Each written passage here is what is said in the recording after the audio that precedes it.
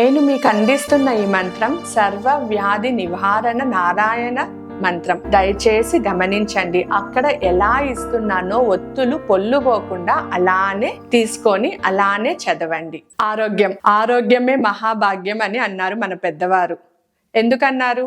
ఆరోగ్యం ఉంటే సిరి సంపదలు మన చేతిలో ఉన్నట్టు. ఆరోగ్యం మనకు బాగా ఉంటే మనం ఎంతైనా సంపాదించవచ్చు. అదే మన దగ్గర సంపద ఉండి ఆరోగ్యం లేకపోతే మీరు మిమ్మల్ని బతికించుకోగలరా? లేదు కదా. ఎంత డబ్బున్నా క్లియర్ చేయలేని రోగాలు చాలా ఉన్నాయి. దాంతో మన ప్రాణమే పోతుంది. దానికంటే మనము డబ్బును సంపాదించడానికి ఎక్కువ సమయం కేటాయించడానికన్నా ఆరోగ్యం బాగు చేసుకోవడానికి కేటాయించండి. ఆరోగ్యంతో మీకు మహాధనమే వస్తుంది. నాకు చాలా మంది కాల్స్ చేస్తున్నారు. మాకు ఈ ఆరోగ్యం బాగాలేదు, మాకు కళ్ళు బాగాలేదు, మాకు కాళ్ళు నొప్పులు, చెవుల నొప్పులు, ఎముకల నొప్పులు, జ్వరము, వెనకనే జ్వరాలు వస్తున్నాయి. ఏదో ఒక ఆరోగ్యం బాగాలేకుండా ఉండడమే, అనారోగ్యంతోనే ఉన్నాము. జలుబు తగ్గిందా, జలుబు అవ్వగానే దగ్గు వస్తుంది, దగ్గు అయిందా, దగ్గు అవ్వగానే తలనొప్పి, ఇలా ఒకదాని వెనకాల ఒకటి వస్తూనే ఉంది అనేసి నాకు చాలా మంది కాల్ చేస్తున్నారు. కాబట్టి మీ అందరి కోసము ఒక మహా అద్భుతమైన రోగ వినాశక మంత్రాన్ని ఇస్తున్నాను. దీనితో మీరు మీ ఆరోగ్యాన్ని మంచిగా చేసుకుంటూ మీ ఆరోగ్యమే కాదు, మీ చుట్టుపక్కల ఉన్న వారి ఆరోగ్యాన్ని కూడా, మీరు అభిమంత్రించిన నీటిని వారు తాగితే కూడా చాలు, వారికి అది అమృతం లాగా పనిచేసి ఔషధం లాగా పనిచేసి వారి ఆరోగ్యం మెరుగుపడుతుంది. మరి మేడం ఆరోగ్యమే మహాభాగ్యం అన్నారు. ఆరోగ్యం బాగుపడడానికి ఒక మంత్రం ఇచ్చారు. ఈ మంత్రం చెప్పగానే చాలా మందికి డౌట్ వచ్చేస్తుంది. ఇల్లు కడగాల? నేను ఈ మంత్రాన్ని ఎన్నిసార్లు చేయాలా? రోజుకు ఒకసారి చేస్తే సరిపోతుందా? నేను గత వారం రోజులుగా ఈ మంత్రం చేస్తున్నాను, మరి నాకు ఎటువంటి రెస్పాన్స్ కనిపించట్లేదు, నాకు ఎటువంటి అభివృద్ధి కనిపించట్లేదు నా ఆరోగ్యంలో. మరి ఒకసారి చేస్తే చాలా? వేరే వాళ్ళకి చేసేటప్పుడు ఎలా చేయాలి? ఏ పాత్రను తీసుకొని చేయాలి? ఏ నీటిని తీసుకోవాలి? దాంట్లో గంగాజలం కలపాలా? ఒకసారి చేస్తే చాలా? ప్రతిరోజు గంటకి చేయాలా ఇది? ఇలా మీకు తెలియని ప్రశ్నలు చాలా వస్తుంటుంది. అవునా? నేను ఇన్ని రోజులు చేసినా నాకేమీ మంచి జరగడం లేదు. అలాంటప్పుడు ఏం చేయాలి? అసలు ఎలా చేయాలి? మన SJM ప్రజలకు మన SJM ఛానల్లో మనము ముందుగా ఏ మంత్రజపమైనా ఏ పూజ అయినా చేయాలంటే మనము కొన్ని pre steps and post steps కూడా మనము నేర్పించాము. ఆ ప్రీ రిక్వెజర్స్ అన్ని మీరు ఫాలో అవ్వాలి. ఆరా క్లెన్సింగ్ చేయాలి, ఆరా లాక్ చేయాలి, ప్రొటెక్ట్ చేయాలి. అలానే గురువుని ఆహ్వానం చేసి గురువు గారి దగ్గర బ్లెస్సింగ్స్ తీసుకోవాలి. ఆది దంపతులను ఆహ్వానం చేయాలి. యూనివర్స్లో ఉన్న విశ్వశక్తిని ఆహ్వానం చేయాలి. పంచ ప్రాణాలను ఆహ్వానం చేయాలి. మన తల్లిదండ్రులకు నమస్కారం చేయాలి. తరువాత లక్ష్మీనారాయణలను ఆహ్వానం చేయాలి. మీరు ఏ పద్ధతిని అయితే చేస్తున్నారో ఆ దేవతని కూడా ఆహ్వానం చేసి అందరికీ నమస్కారం చేసుకొని తరువాత మనసు శుద్ధిగా ప్రశాంతంగా పెట్టుకొని ఒక చోట కూర్చొని ఆ శక్తి మన ముందరే ఉన్నారు అని భావించి నమస్కారం చేసుకొని మన కోరికను అమ్మవారి పాదాల ముందర పెట్టి నేను ఈ మంత్ర జపాన్ని ప్రారంభిస్తున్నాను అని నమస్కారం చేసుకొని ప్రారంభించాల. మరి మంత్ర జపం చేయడం అంటే ఏం లేకుండా రేస్ లాగా 108 సార్లు చేసేస్తే అయిపోతుంది. రేస్ లాగా పరిగెత్తి వెళ్ళిపోతే దానివల్ల ఉపయోగం ఏమన్నా ఉందా? లేదు.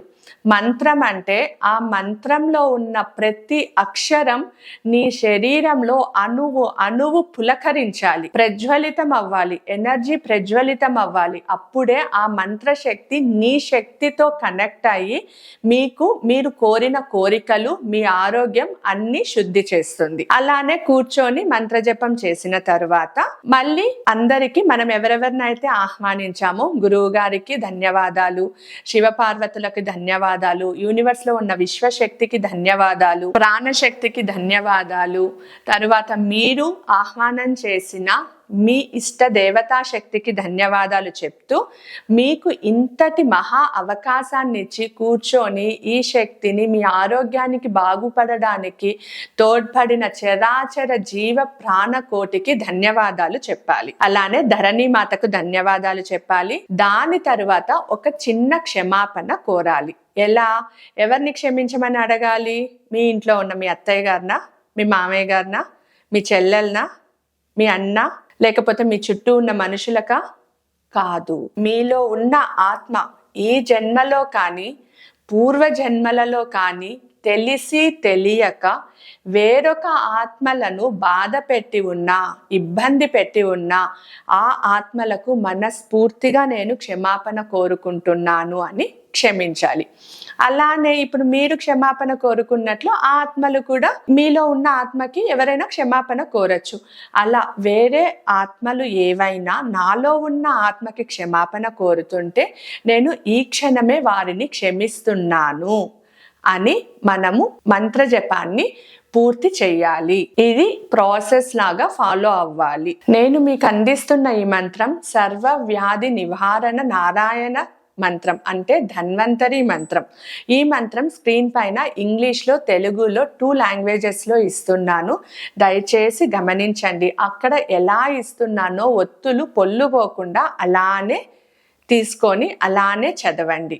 ఓం ఐం హ్రీం శ్రీం నమో నారాయణాయ ధన్వంతరి దేవతాయ అమృతహస్తాయ మాం భయాత్ సర్వంతో రక్ష రక్ష శ్రియం వర్ధయ వర్ధయ సర్వదా శరీర ఆరోగ్యం మే దేహి దేవదేవ నమోస్తుతే స్వాహ.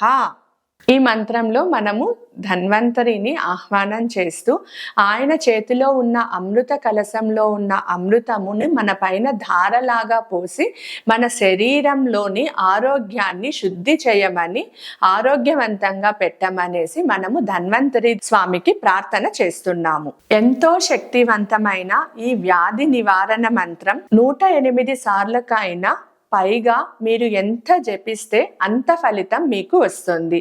అంటే మీరు ఎన్నిసార్లు శ్వాస తీసుకుంటారో శ్వాసలో మీకు మంత్ర జపం, లోపల ఉన్న దేవతా శక్తి ఆరాధన పెరగాలి. నేను ఈ మంత్రమే అని చెప్పట్లేదు, మీరు డిఫరెంట్ మంత్రాలను కూడా ప్రతి శ్వాసతో మీరు ఆ మంత్రాన్ని లోపలికి స్వీకరిస్తూ బయటకి మీలో ఉన్న చెడు గుణాలని బయట వదలాలి. అప్పుడే ఆ మంత్రం శక్తివంతంగా పనిచేసి మీ లోపల శక్తిని ఎనర్జైజ్ చేస్తుందన్నమాట. ఇప్పుడు మీరు చేశారు, ఈ మంత్రాన్ని మీరు చేస్తే మీ ఆరోగ్యం మాత్రమే బాగుపడుతుంది. మరి మీకు ఆపోజిట్లో ఉన్నవారు మీ ఇంటిళ్ళ పాదికి మీరు మంత్రాన్ని వాళ్ళని కూర్చోబెట్టి చిన్న పిల్లలకి, వృద్ధులకి నేర్పించలేరు కదా. ఇలా చేయండి, ఇలా చేయండి అనేసి. చిన్నపిల్లలకి జ్వరం వచ్చింది, అప్పుడు మీరు నాన్నరా కూర్చో, నువ్వు ఈ మంత్రాన్ని 11 సార్లు చదువు, నీకు జ్వరం తగ్గిపోతుంది అంటే వస్తారా? రారు, వాళ్ళకు ఓపిక ఉండదు. వృద్ధులు అలాగే ఈ మధ్య దీర్ఘకాలిక రోగాలు చాలా మందికి వస్తున్నాయి. క్యాన్సర్ అనేసి, ట్యూమర్స్ అనేసి చాలా రోగాలు, వ్యాధి, చాలా వైరల్ ఇన్ఫెక్షన్స్తో చాలా మంది చనిపోతున్నారు. అలాంటి వారు ఈ మంత్రాన్ని ఖచ్చితంగా జపం చేయండి. ఏదో ఒక్క మూల అయినా మీ ఆరోగ్యం శుద్ధి పడుతుంది, కుదుట పడేదానికి మార్గాలు దొరుకుతుంది. ఇప్పుడు వేరే వారికి మీరు ఈ మంత్రంతో ఉచ్చారణ చేసిన నీటిని ఎలా తాగించాలి?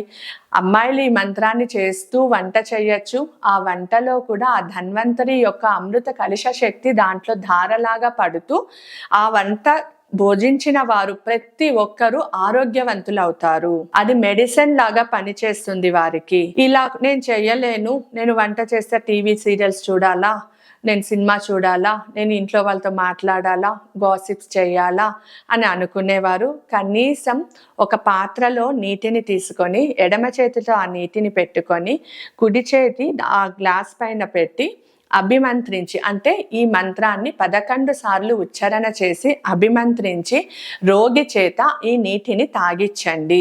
అప్పుడు తనకు ఈ నీటితో పాటు తను వేసుకున్న ఔషధం కూడా మంచిగా పనిచేసి ఆరోగ్యవంతంగా ఉంటారు. ఈ మంత్రాన్ని జపం చేయడం వల్ల వ్యాధి నివారణే కాకుండా మీకు లక్ష్మీ కటాక్షం కూడా జరుగుతుంది. ఇది లక్ష్మీనారాయణుడి మంత్రం. అంటే నారాయణుడు లక్ష్మీ దేవి కలిసి వచ్చి మీకు ఆశీర్వదిస్తారు. వ్యాధి నివారణతో పాటు లక్ష్మీ కటాక్షం కూడా లభిస్తుంది. ఈ మంత్రాన్ని ఉచ్చారణ చేసి లాభ పొందిన వారు మన SJMలోనే చాలా మంది ఉన్నారు. మేము దీన్ని ఇన్స్టాగ్రామ్లో ఒక టెస్టిమోనియల్ కూడా పెట్టాము, మీరు దయచేసి చూడండి. మీరు కూడా ఈ మంత్రాన్ని సద్వినియోగం చేసుకొని మంచి మనసుతో భక్తి శ్రద్ధతో జపం చేసి మీరు ఆరోగ్యాన్ని స్వీకరించండి, ఆ మహద్భాగ్యాన్ని స్వీకరించండి.